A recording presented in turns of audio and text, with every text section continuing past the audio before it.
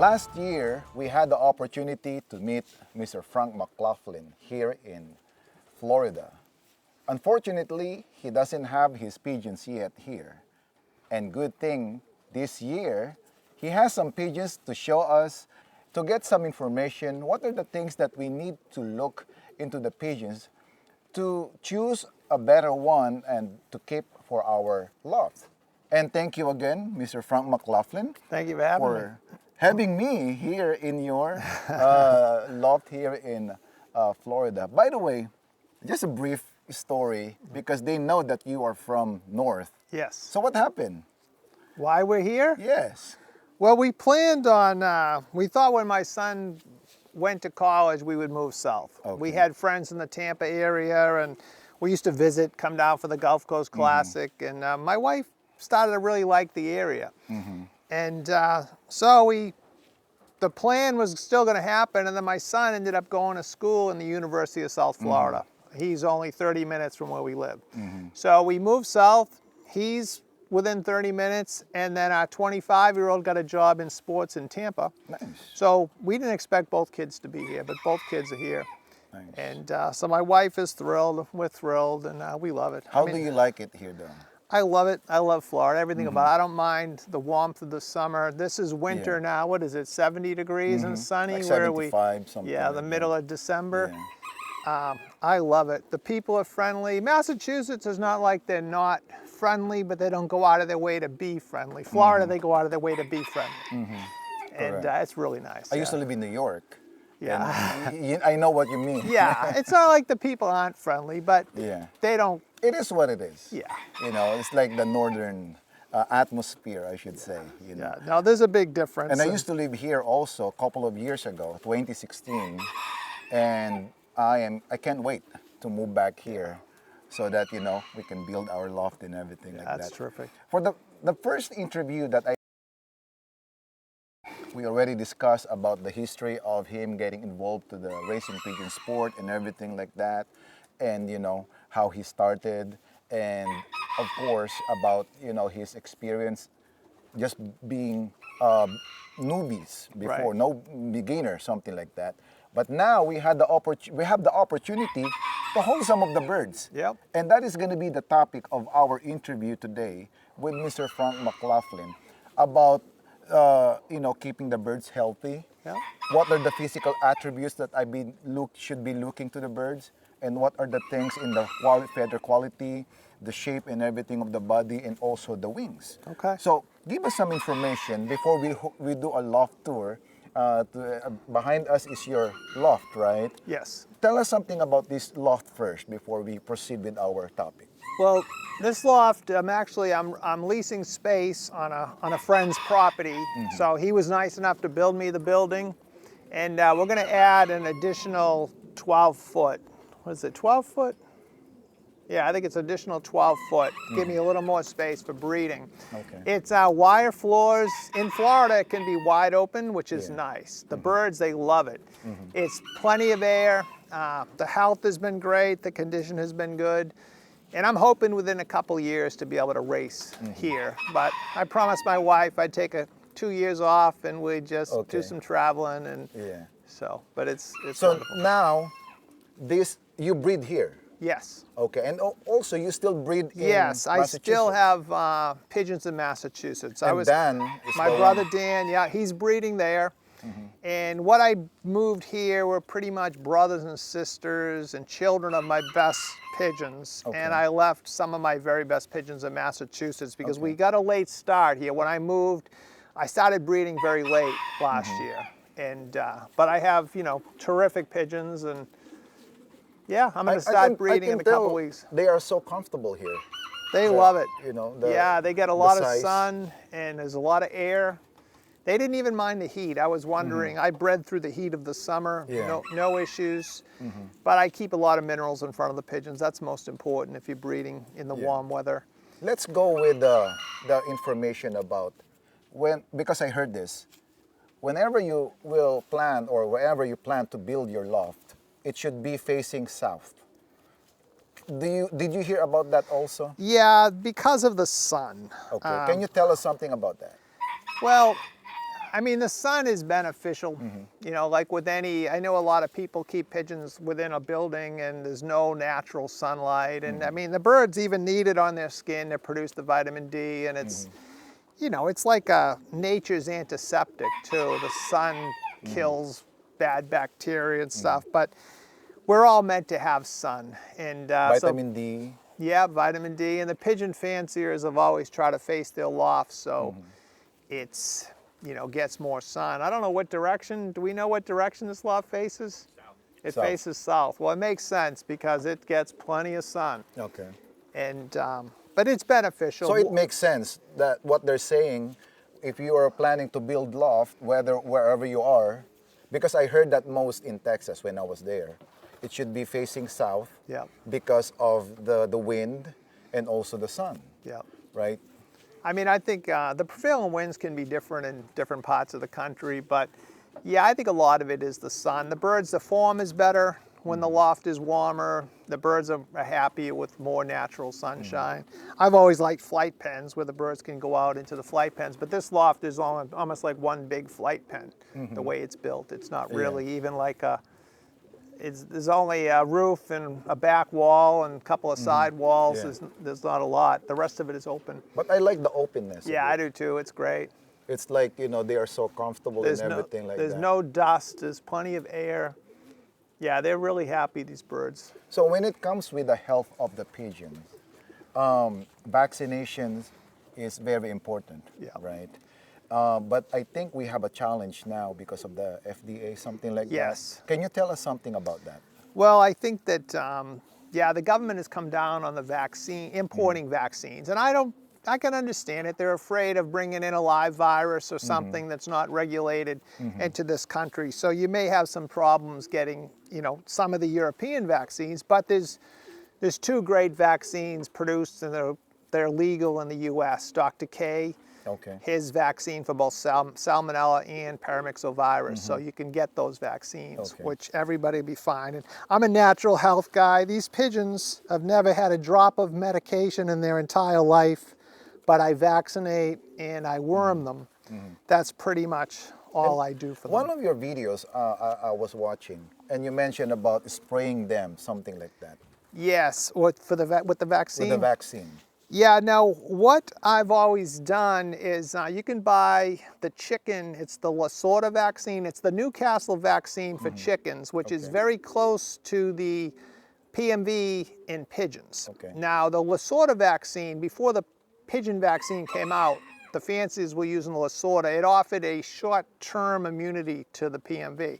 So what I do to give my birds a boost of immunity, or if you hear that PMV is around the neighborhood or somebody has it, I'll take a vial of Lasorda vaccine, sometimes 2 vials, with a gallon of distilled water, put it in a garden sprayer like you buy at Home Depot, pump it up, and just walk through the loft and spray the birds in their eyes, in their mouth, their nose. Just spray them, and they'll blink, and they'll, you know. The one that you can buy from Home Depot, Yeah. right? The one that you, Just a 1-gallon or sprayer. Lowe's, you know. And just keep that for spraying the birds, and I'll go through and I'll spray them with that live vaccine, the chicken vaccine, and it'll offer a quick short-term immunity. When you hit them with that, their health goes right up because their immune system kicks in quickly. So you could even do it before a big race, like 10 days before a big race, you could go spray the race team, and their form will jump up and their health will, you know, bounce up. There are fanciers who are naturalists, and we're not against pure natural and everything like that, but we are being mindful of that, especially if you are racing in the club Right. and your pigeons are with the other pigeons, right? So combining it, natural and synthetic, I think it's not going to hurt anyway, right? No, not with, I mean, I think the vaccines are important. I do. I mean, I don't never use any antibiotics, but I'm really strict with the vaccines, especially paramyxovirus. So there's fanciers that have never vaccinated for paramyxovirus, and if you get hit, you're going to get wiped out. It's not worth the chance. Yes. And I used to deal with so many birds with all my importing and exporting that was my fear. every one of my birds, as I wean it, I vaccinate it for paramyxovirus and pox, pigeon pox, just so I know that, you know, they're done. And then I'll vaccinate again before breeding and before the race season usually. So now we have the opportunity to handle a bird. If no pedigree, we're not gonna talk about pedigree. Yeah. So if I'm gonna choose a bird, okay, I'm gonna buy a bird or acquire a bird, what are the physical attributes that I should be considering? The very first thing to consider when you touch the pigeon, all the superstars have soft, silky feather. Like what I'm feeling now. Like him, good feather quality. The very best pigeons always have the very best feather. So you touch them, you want soft, silky feather. The next thing that I look for is a pigeon that doesn't feel like lead. Like these pigeons get all they can eat 7 days a week, and it still feels like it could probably race. Yes. They're not heavy. They're not. You want a pigeon that's Paperweight. not a pigeon that doesn't gain a lot of weight. You don't want too much bone. I mean, these birds have strong backs, but they're not big lobster backs, big humpbacks. All that extra weight is not needed. When you look for one pintail, do you pull their legs like that? No, I think Just that's like this. it's a show quality. I like a tail that comes straight off the pigeon's back. I like it to just come off like that. So when just you hold it like just this, like him. like that. Yeah, a show quality, the tail would be like this. One pintail. Look like that, one pin, but that's a show quality. That's just that's not a big deal. Usually they have too much back and too much weight, but yeah, right off the back, taper. And these birds have strong backs, but yet you can feel they're flexible. It's not like the back is a rock. When a bird flies, they're doing this for hours on end. Their tail is shifting, their body's shifting. So they need to be flexible. They can't be stiff and hard. And so you want great feather, super, buoyancy. As long as it's not gonna fan like this, right? Going up. Yeah, Like that. you don't want it to come up. That's usually a weakness. And normally when the back tail comes up like that, the vents are usually wide and hang low. I like vents up near the body. Sometimes the vents hang too far from the body down here. And I don't like that. But these pigeons, Just balance like this. Let me show this to the camera. Like that, right? and that back is flexible. It's strong, but it's flexible. It's not like, that bird can move that all around. There's a lot of flexibility there, but yet it's strong. And that's where people miss out. They're getting the strong back without getting some flexibility in the back. Okay. So that's one thing that we need to be mindful. yeah, and when they're flying, they're doing this for hours. Yes. It's not just, and even the wings are shifting, 5 to shifting, 6 shifting, hours shifting. flying. It's like they're rudders. So if they can do that, they can fly for hours. Okay. And then now, how about the wings? What do you look into the wings? Well, for me, I want the wing. This bird hasn't finished growing in its 10th flight because I mated late this year. But the biggest concern with the wing is you want them to be, This one is complete. you want them to fit the size of the bird. You want, if it's a bigger bird, you need a bigger, longer wing. If it's a smaller bird, you want the wing to be in proportion with the pigeon. Let me show this one. So with this wing, you know what I like with this? The last 4 are almost equal in size. And you'll see there's ventilation between there. A lot of these pigeons, And that's what you're looking, right? they have an opening between the last few flights like that. And what's interesting to me, you would think that they should be sealed, like they should be together. Like this, like, when Yep. you spread it and just like this. But when swimmers swim, the professional, like the Olympic swimmers, they swim with their hands open. They don't swim with this. They swim like that. So there must be something to having the ventilation go through the wing if swimmers are getting the most speed swimming with open hands. Instead, we would think, oh, you close the hand like a cup. But no, they get more from that than they do from that. So there's something to it. But again, the wing is in proportion with the pigeon's body. And What can you say about the last 4 flights should be almost equal like that? Yeah, I mean, I kind of like it like that. Normally, you don't see many where the 10th flight is the longest flight in the wing. There are pigeons like that, but I don't think it means anything. This is a more just a normal, really good wing there. Okay. How about with the vibration of the wings when they hold it like this? No, it's, you know, sometimes we get excited and the bird's vibrating like crazy, but I've seen so Like many this. champions that are just still. There's no movement at all. You know, you can't feel any vibration. So I think it's fun, but Do you also feel the pulse here? no, I don't pay much attention With to that it. pulse here. Yeah. You know, this is the beauty about the racing pigeon, okay? We're not saying that Frank is all the way correct, and we're not saying that Right. you're wrong, and we're not saying that other fanciers are wrong and they are correct, those kind of things. Yeah. We don't say that. The beauty of the racing pigeon sport is that Frank has his own ideas and Yeah. techniques. I have my own ideas and techniques. But at the end of the day, the most important is the result, Right. right? I talked to Roland Gutierrez yesterday, and he believes in an eye sign. And Oh, he yeah. showed me how to do the eye sign, reading it and everything like that. And there are people who doesn't really believe in the eye sign, Right. okay? The beauty of it is that he said, it doesn't matter if people believe or not. The only good thing is that it's in the toolbox, Right. Yeah. right? And then I met Ario Alvarez today, and he said what he believes about the eye sign is the health, not the speed of the bird. Right. Yeah, Right. I like richly colored eyes. I mean, the colors, rich colors, but you can't look in the eye and pick a champion. I mean, if we could, it'd be really easy. You can't tell what's in their brain. But that's a nice rich pearl eye, but you like can this. see It's the really health. You can see the rich. health of the pigeon. He's Yeah. a really good breeding I cock. like the pearl of the eye of this one. It's super bright. Yeah, no, he's got a beautiful pearl eye, and he was a good racer, and now he's, a top breeder. But yeah, if we could select him, I used to get into the eyes a lot more. With the reason I stopped even worrying about eyes, this was going back in the early 90s. I went to visit Sylvain Toya, and he handled me Invincible Montalban. It was a Maurice Cassatt pigeon, just won a national. He bought the bird. He handled me the bird. I touched the bird. I was like, wow, what a bird. I did this, and it was a pupil on an orange eye. Looked like it was off a street pigeon. Okay. It was the worst. I was so disappointed.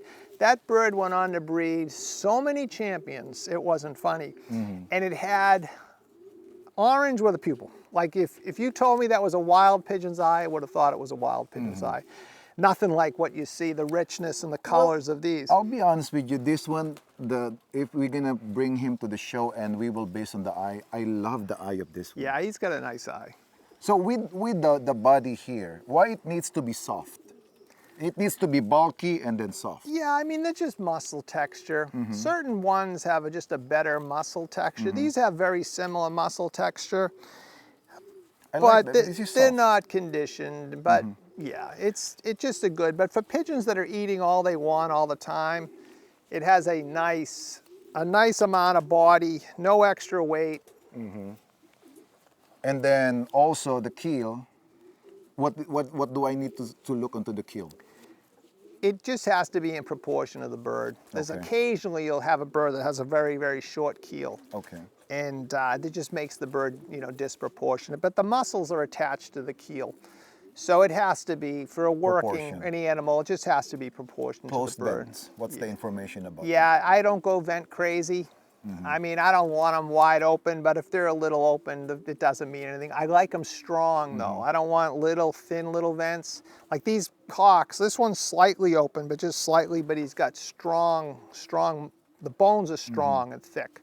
He's probably tight. Yeah, He is. he's closed. And How about the armpit? yeah, it's not something I look at. I've seen But superstars this is short. yeah. I've seen superstars with the short forearm, and some of them have the longer forearm. I wouldn't select off of it, me personally. I'd rather go with the other qualities that I look for, and if they have a good pedigree. So if Frank McLaughlin will acquire birds, what are the things that you will look? Well, usually I like to see I like character. Some pigeons have a lot of character. You can see they have a look about them, the way they act, and even around the loft, the way they fly from the floor to the nest. And I describe it, if you can watch them fly around the yard, some pigeons it's effortless, the way they fly and they work. And it's the same as seeing a bunch of 5-year-old kids on a playground. Some kids are running like the wind, jumping, and other kids are clumsy and more awkward. And you can see it in the pigeons too. But for me, selecting a family, I like to see a family of birds that has generations of champions, way back, a lot of cousins, and then I want to see other people winning with the pigeons, because there's some good fanciers out there. Some guys could win with anything.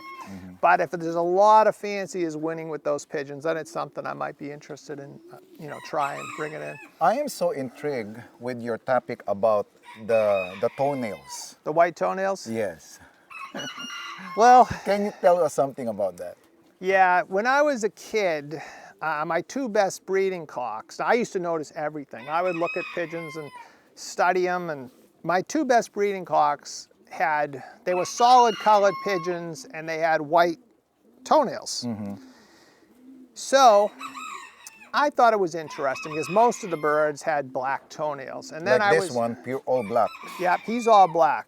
And then I was reading in the book, The Elite. It was a Belgian book, and it was in the early 80s. And Gomer Verbruggen, a famous Belgian pigeon fancier, was saying that the best pigeons, flyers and breeders, have white toenails. So his famous birds, when I visited them, I saw his famous birds. They all had solid blues with white toenails. And I asked him about it, and he said, yeah, he's found that not many have the white. One or more white toenails turns out to be a better bird. So then after that, all things being equal, if I had this checker and his identical twin brother, and one of them had white toenails, if I can't decide, I'm going to take the white toenail pigeon every time. And if you go to the big lofts and they have a solid colored bird, more often than not, if that's their super breeder, it has white toenails. So it doesn't, just to make it clear for our viewers, it doesn't matter if the toenails are all white or it has only one toenail, right? Even one white toenail could be important. Now, my best breeding hen has all black toenails. Okay. Her daughter, which is every bit as good, she won the Big Andy race, she bred the Hoosier winner, she's got generations of champions from her, she's got all white toenails. And so you just, you don't know, but if the all white toenail bird pops up, more often than not, they're going to be your best pigeons. And then last year I did a video, I took two babies, they were only just banded them, and they both had all white toenails. And I said, here's, two babies, all white toenails. And so if you're selecting babies, you got to decide which one's going to the Hoosier. Send the one with the white toenails. So I sent them both to the Florida Derby. My best two performers the whole season were those two pigeons. They were from a new pair. It was the first year breeding from that pair. But those two white toenail babies were the best performers all season. Nice. And, but... How about the throat? The throat is important because you can see health. And you need to be careful opening this. You need to know how, I believe they said that don't do the throat opening like it's young, right? Because it's so fragile. Yeah, if the bird is healthy, it has usually a nice pink throat, a good throat. And the lining there, I heard something, it needs to be straight like this, right?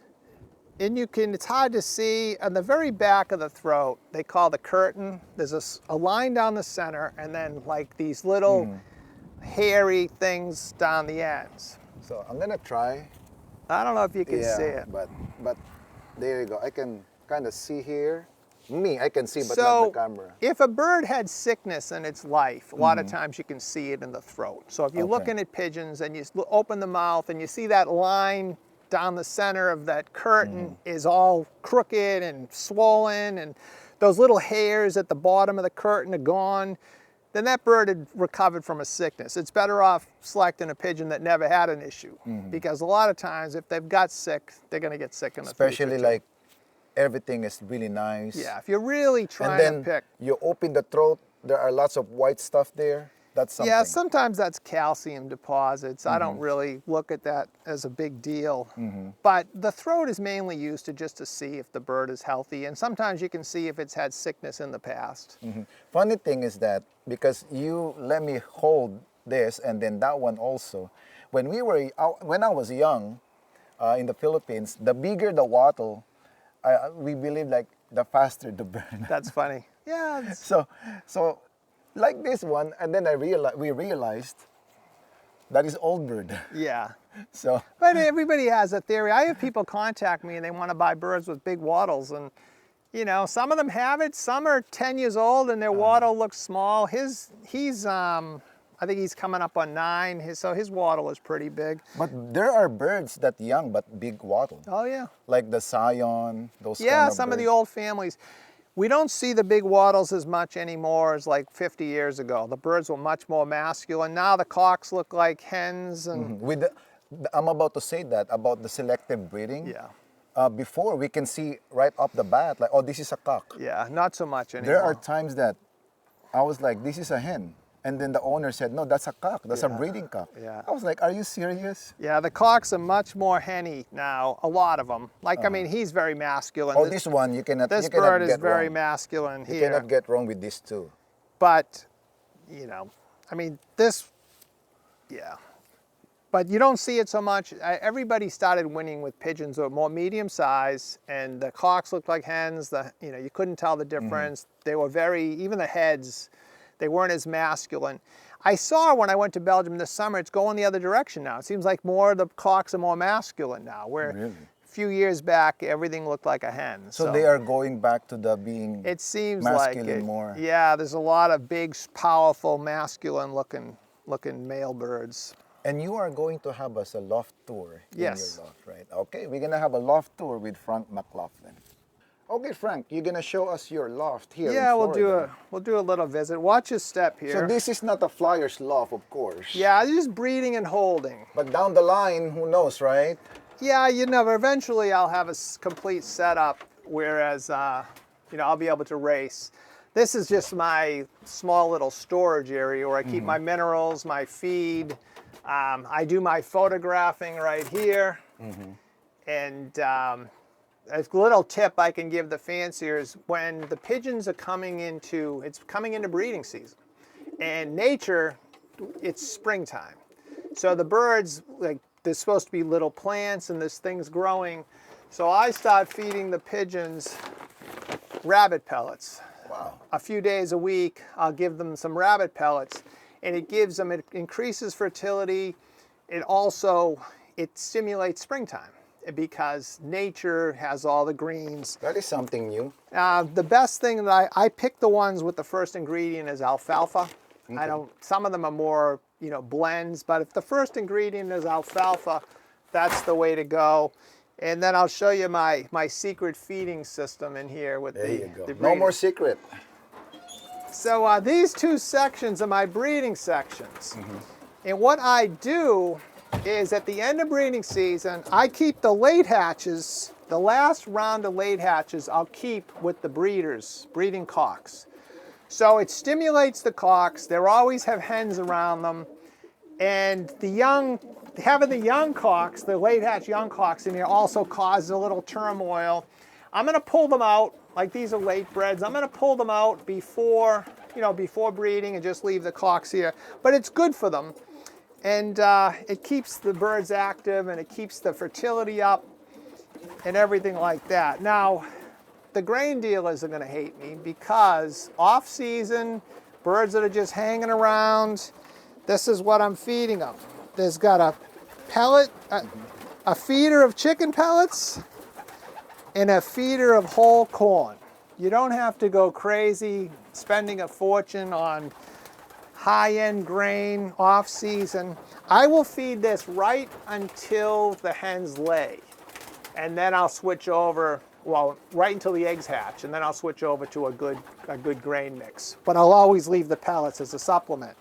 But I bought like 750 pounds of feed for $150 at Rural King. So where are you going to get 750 pounds of feed for $150? So you don't have to go crazy and feed, you know, high-end expensive feed in the off season. Once they're finished with the molt, they go on the corn and the chicken pellets, the body molt. They finish with the body molt. But these are one of my breeding sections, and then there's identical section here, and we're going to add one more section on there, so I can bring more birds down.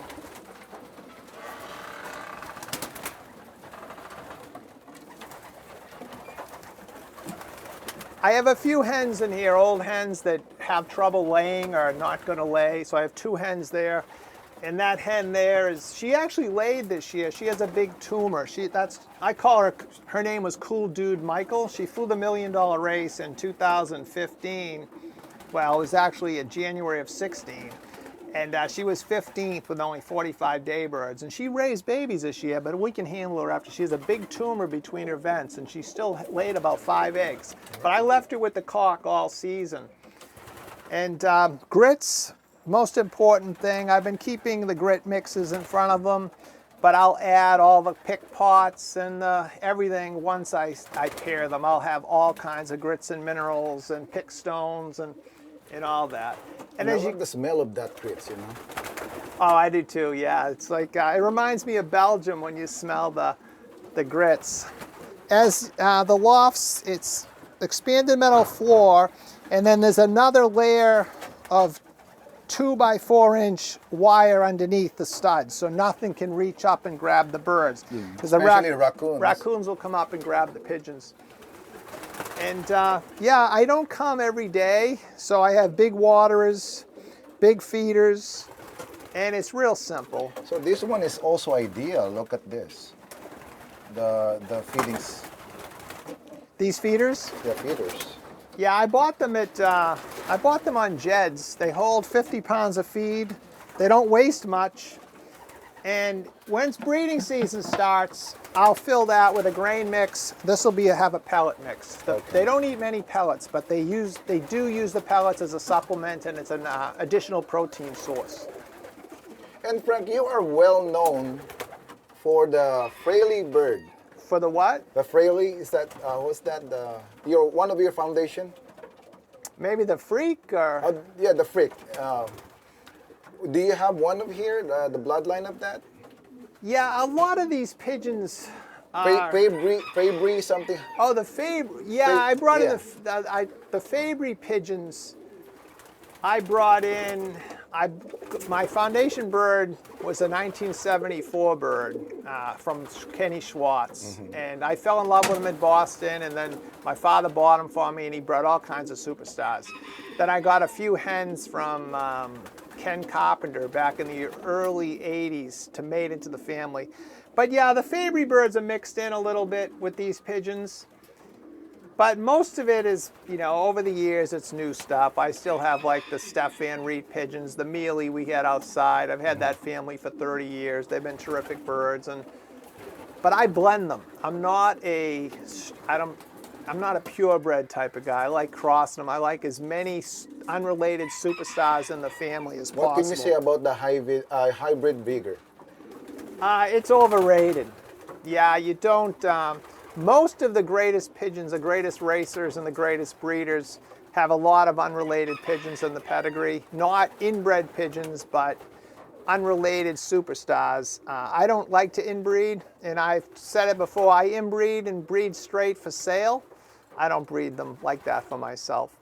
I'm more interested, I'd much rather have a champion cock mated to an unrelated champion hen and breed from that baby than two closely related pigeons by far. You'll have more results if you stop worrying about the inbreeding.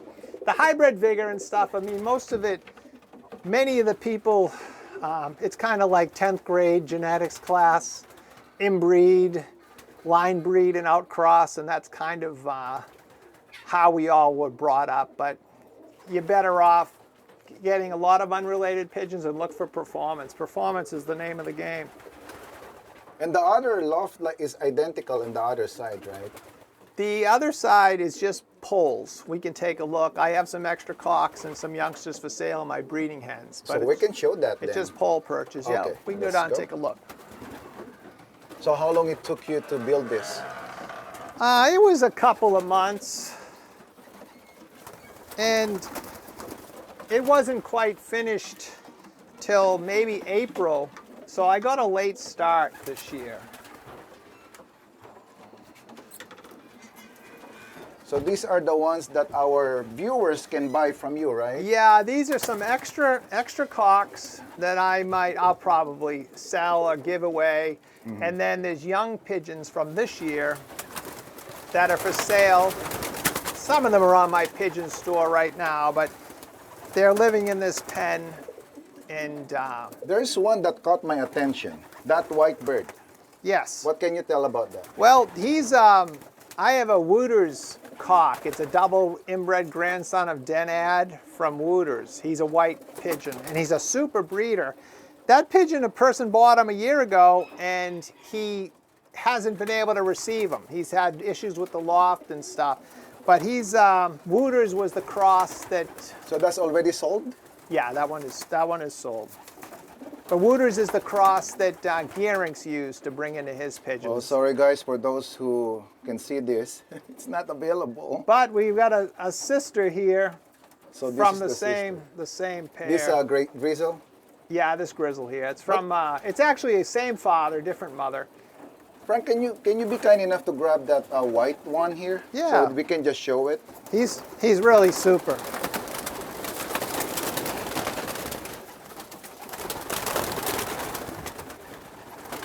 Like his father, the black, they've got a little tips of the feathers have some black.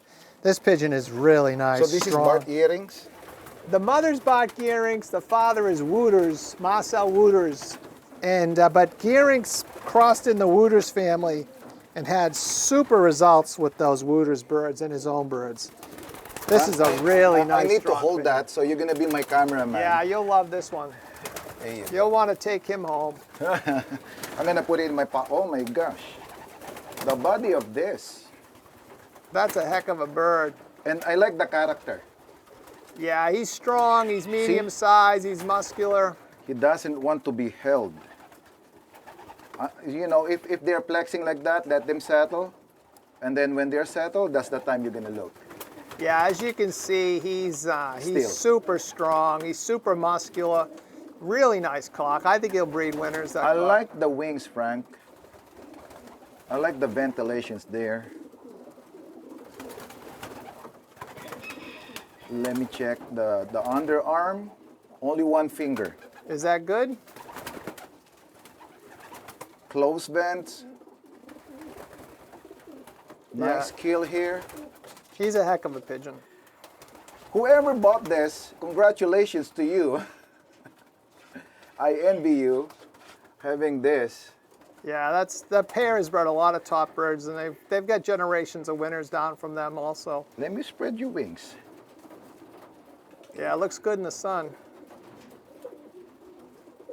This is one heck of a bird. Hopefully we got that. Bull eye, right? Most of the whites are bull eye. Yeah, a lot of the whites have the bull eye. He's got some color, but you can see the color, but not a real. Some of them are so bull you can't even see any color in the eye. But he's a heck of a pigeon. And then in the next section, I have my breeding hens and some more late bred youngsters. Frank, there's something that caught my eyes right away. That pied one. This one? Yes. Well, you have good taste because that's the mate for the white one. Are you serious? Is that available? No, he bought this pair. Come on, Frank. You're making us drool. This is a heck of a hen. Wait till you see her. This is also, this is pot Gearinks. That's Bart earrings. Get her in the sun. Wow. Yeah, you'll like her. So I have a good eye, Frank, huh? Yeah, you picked out the mated pair that's that's sold. Frank gonna be my cameraman again. This is a super bird. Yeah, that's nice hen. I'm not saying about the race result yet or whatnot. I'm talking about the handling. Yeah, just quality. It's very special. But if I send a bird out, I want it to be very special. Look at this. Aside from this is my favorite color, Frank. The blue splashes, or the The pencil blue splash, splashes. the white flight. That's my favorite color. I like it too. I like the mealies and the pencil splashes and. Okay, let's do the judging. Short, underarm. I mean the bone. Feather quality, super. There's a white toenail. Yeah, it doesn't count though. She has white on her. She's got too much white. If she was solid colored, I would be excited. And you want this soft, like this. Yeah, she's got great muscle too. And you want the pinkish. Let's see. There you go. Can you see? Yes, nice. It's In so the sun. soft. Whew, this is a super bird. I hope this will, produce winners. Yeah, I think the owner is going to be very, very happy. See the character of this? It doesn't want to be held. Now, she's flexible, she's strong. Nice. But that's what you'll find with my pigeons there. Thank you, Frank, for letting me hold that. So we got a mixture of breeding hens and some late breds that will be for sale in here. And there's some good pigeons in here. And So this one is nice one. yeah, she's that's actually, I bought a pair of kittle pigeons from Denmark. There was like a top breeding pair in Denmark. I have a silver and the sister there. She's a heck of a bird too. I got a few youngsters out of her this past year. I got them late, but I think she's going to be good. But the brothers and sisters have been big winners and breeders of winners. So I'm going to try a little bit of the kittle blood. These other mealies are Steph Van Riet pigeons. And How about that grizzle one? that grizzle, that's like German one loft bloodlines. I'm not too familiar with it, but she's been a pretty good hen. This hen right here in the center with the tick, with the all white. Yes, this one. She won the Florida Derby for me a couple years ago. She went in 6th place. I like the what do you call that around the eye? The eye seer. Yeah. She's a heck of a hen. Can you that grab hen. it for us? Yeah, please? absolutely. If I can catch them.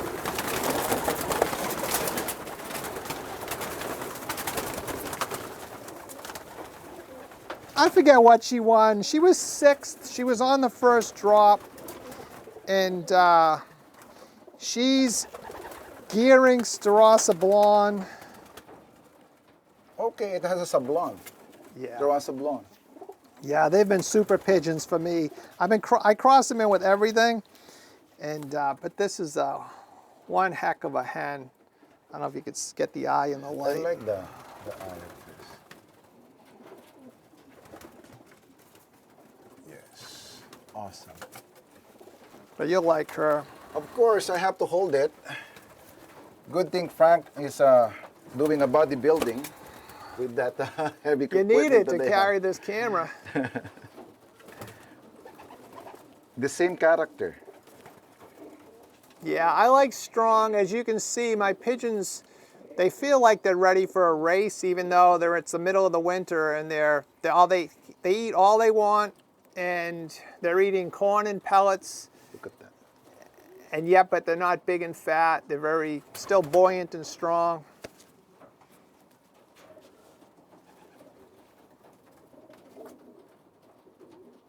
And one more thing, I like that. Like what I said, to each his own.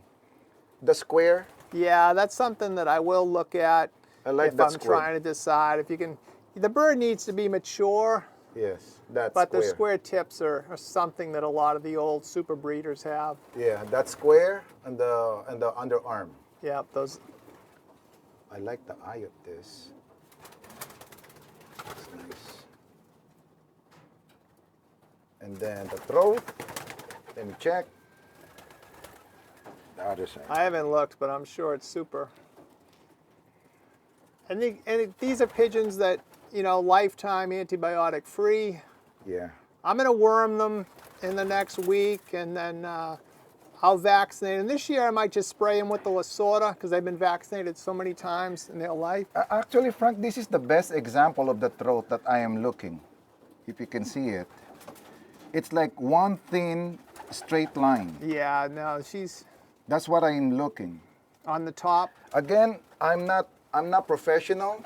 It's just what I've learned from handling so many birds and visiting some lofts. Well, when you see a lot of champions, you get to see what, you know, you see the common denominator in certain good birds. And that's how we learn, right? And you have something here that available, Frank, not, you know. Yeah, these a lot of these are late breds mixed in with my breeding hens that are for sale, and some of them are on my, like this Van Reed hen is on my pigeon store. She's a terrific hen. Is that one that...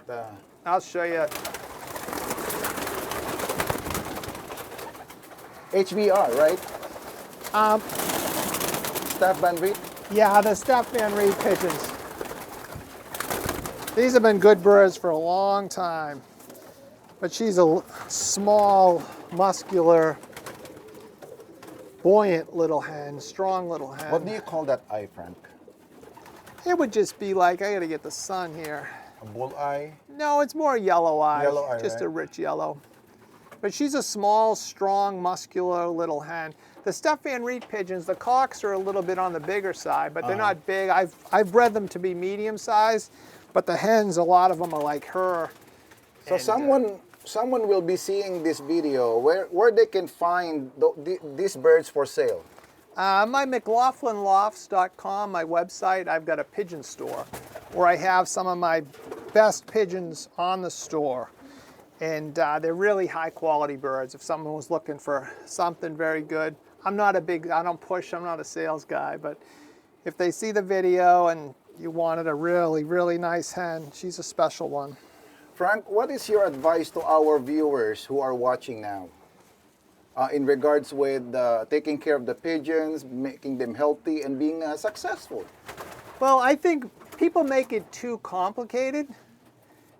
Keep it simple. Like I have feeders and waterers in my pens. I don't have to take care of my birds every day. You have a family and you don't have to clean them twice a day. You don't have to feed them twice a day. You can set up to keep it simple. But there's nothing wrong with that if that's your choice. No, right? if you can do it and you have the time, that's fine. I just don't have the time and I don't live right here. Keep it simple. Try to keep them antibiotic free. Strive for natural health. Try to buy pigeons from fanciers that are natural health people. If birds are constantly on medication, it's going to be difficult to keep them healthy. I find when I was exporting birds, people would ship me pigeons to send to the $1 Million Race, and the same lofts would get sick every year, and I knew they were the heaviest medication guys. So you want your birds to have a natural immunity, and yeah, plenty of minerals, and keep the loft dry. And try to have good pigeons. Everybody has good pigeons now. You still need good pigeons. Medium size, buoyant, flexible. They don't gain weight. It makes the game a lot easier than heavy, big bone type pigeons. Frank, thank you so much for this opportunity, and have a good day. It was a pleasure. Thank you.